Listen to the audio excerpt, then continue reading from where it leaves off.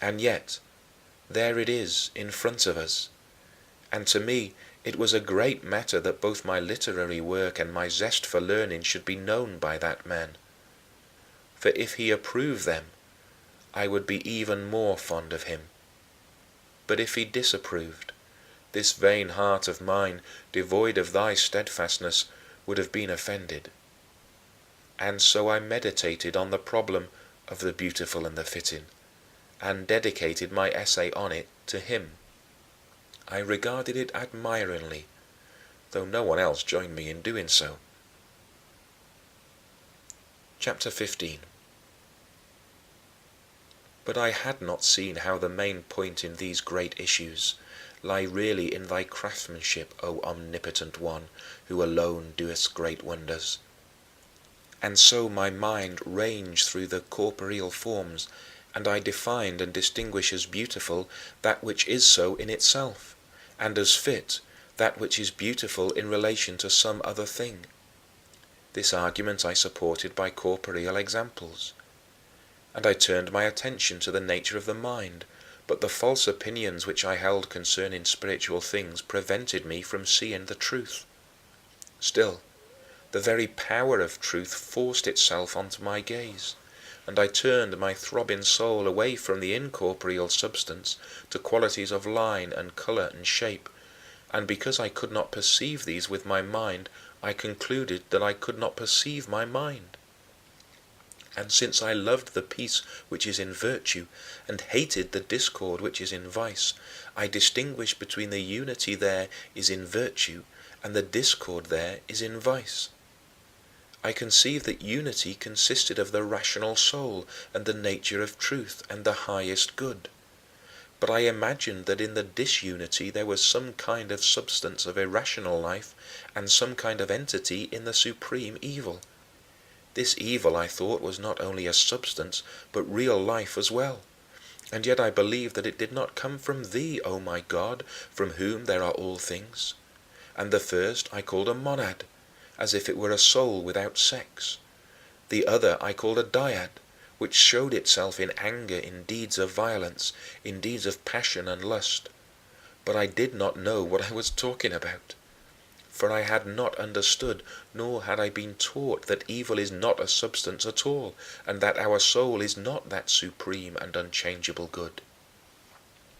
For just as in violent acts, if the emotion of the soul from whence the violent impulse springs is depraved, and asserts itself insolently and mutinously, and just as in the acts of passion, if the affection of the soul which gives rise to the carnal desires is unrestrained, so also, in the same way, errors and false opinions contaminate life if the rational soul itself is depraved. Thus it was then with me, for I was ignorant that my soul had to be enlightened by another light, if it was to be partaker of the truth, since it is not itself the essence of truth. For thou wilt light my lamp, the Lord my God will lighten the darkness, and of his fullness have we all received, for that was the true light that lighteth every man that cometh into the world. For in thee there is no variableness, neither shadow of turning. But I pushed on toward thee, and was pressed back by thee, that I might know the taste of death, for thou resistest the proud. And what greater pride could there be for me than with a marvelous madness to assert myself to be that nature which thou art? I was mutable, this much was clear enough to me, because my very longing to become wise arose out of a wish to change from worse to better. Yet I chose rather to think thee mutable than to think that I was not as thou art.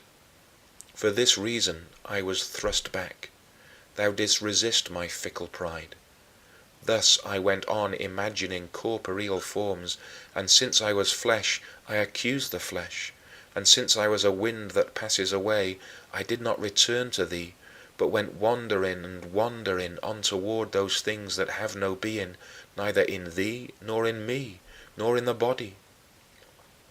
These fancies were not created for me by thy truth, but conceived by my own vain conceit out of sensory notions. And I used to ask thy faithful children, my own fellow citizens from whom I stood unconsciously exiled, I used flippantly and foolishly to ask them, "Why then does the soul which God created err?" But I would not allow anyone to ask me, "Why then does God err?" I preferred to contend that thy immutable substance was involved in error through necessity, rather than admit that my own mutable substance had gone astray of its own free will and had fallen into error as its punishment. I was about 26 or 27 when I wrote these books, analyzing and reflecting upon those sensory images which clamored in the ears of my heart. I was straining those ears to hear thy inward melody, O sweet truth, pondering on the beautiful and the fitting, and longing to stay and hear thee and to rejoice greatly at the bridegroom's voice. Yet I could not, for by the clamor of my own errors I was hurried outside myself, and by the weight of my own pride I was sinking ever lower. You did not make me to hear joy and gladness, nor did the bones rejoice which were not yet humbled. And what did it profit me that when I was scarcely 20 years old a book of Aristotle's entitled "The 10 Categories" fell into my hands? On the very title of this I hung as on something great and divine, since my rhetoric master at Carthage and others who had reputations for learning were always referring to it with such swelling pride. I read it by myself and understood it. And what did it mean that when I discussed it with others they said that even with the assistance of tutors, who not only explained it orally but drew many diagrams in the sand, they scarcely understood it and could tell me no more about it than I had acquired in the reading of it by myself alone? For the book appeared to me to speak plainly enough about substances such as man, and of their qualities such as the shape of a man, his kind, his stature, how many feet high, and his family relationship, his status, when born, whether he is sitting or standing, is shod or armed, or is doing something or having something done to him, and all the innumerable things that are classified under these 9 categories, of which I have given some examples, or under the chief category of substance. What did all this profit me, since it actually hindered me when I imagined that whatever existed was comprehended within those 10 categories? I tried to interpret them, O my God, so that even thy wonderful and unchangeable unity could be understood as subjected to thy own magnitude or beauty, as if they existed in thee as their subject, as they do in corporeal bodies, whereas thou art thyself thy own magnitude and beauty.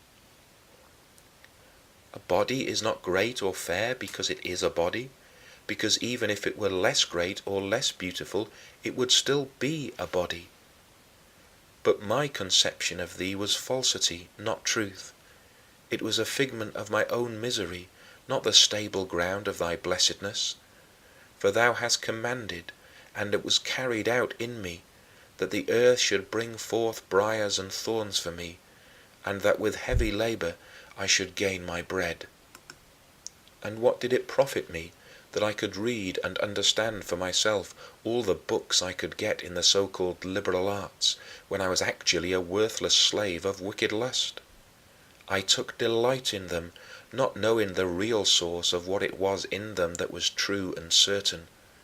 For I had my back toward the light, and my face toward the things on which the light falls, so that my face, which looked toward the illuminated things, was not itself illuminated. Whatever was written in any of the fields of rhetoric or logic, geometry, music, or arithmetic, I could understand without any great difficulty and without the instruction of another man.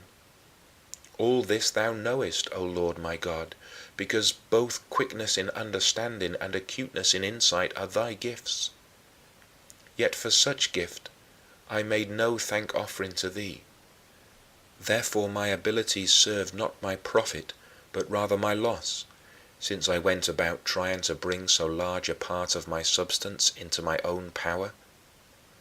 And I did not store up my strength for thee, but went away from thee into the far country to prostitute my gifts in disordered appetite. And what did these abilities profit me if I did not put them to good use? I did not realize that those arts were understood with great difficulty even by the studious and the intelligent, until I tried to explain them to others and discovered that even the most proficient in them followed my explanations all too slowly. And yet, what did this profit me? Since I still supposed that thou, O Lord God, the truth, wert a bright and vast body, and that I was a particle of that body. O perversity gone too far! But so it was with me. And I do not blush, O my God, to confess thy mercies to me in thy presence, or to call upon thee, any more than I did not blush when I openly avowed my blasphemies before men and bayed hound-like against thee. What good was it for me that my nimble wit could run through those studies and disentangle all those knotty volumes without help from a human teacher, since all the while I was erring so hatefully and with such sacrilege as far as the right substance of pious faith was concerned? And what kind of burden was it for thy little ones to have a far slower wit, since they did not use it to depart from thee, and since they remained in the nest of thy church to become safely fledged and to nourish the wings of love by the food of a sound faith? O Lord our God, under the shadow of thy wings let us hope, defend us, and support us.